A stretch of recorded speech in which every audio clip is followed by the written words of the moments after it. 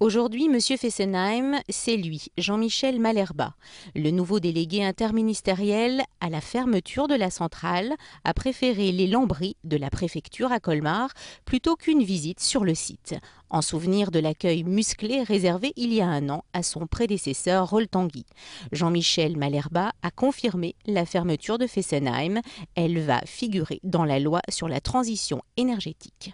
Le plafonnement permet de justifier l'arrêt, la déconnexion entre la décision de mise à l'arrêt définitif et la décision d'approbation du dossier de démantèlement permettrait de décider cette mise à l'arrêt définitif pour qu'elle prenne effet en décembre 2016, qui, elle, serait prononcée par décret en application de la loi. C'est une mission, moi, vous savez, j'en ai fait quelques-unes précédemment qui n'étaient pas forcément, je dirais, simples non plus, donc c'est une mission, hein, oui.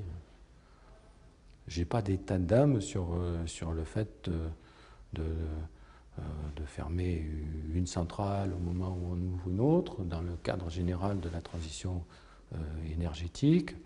Pour les associations anti-Fessenheim invitées à cette journée débat, le bilan de cette rencontre est plutôt mitigé.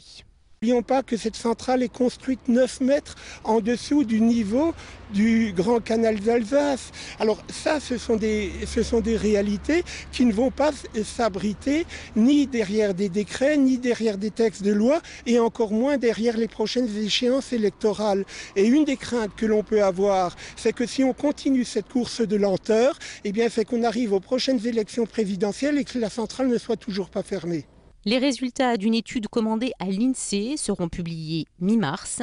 C'est alors que les chiffres et les conséquences de l'impact de la fermeture de Fessenheim seront beaucoup plus concrets.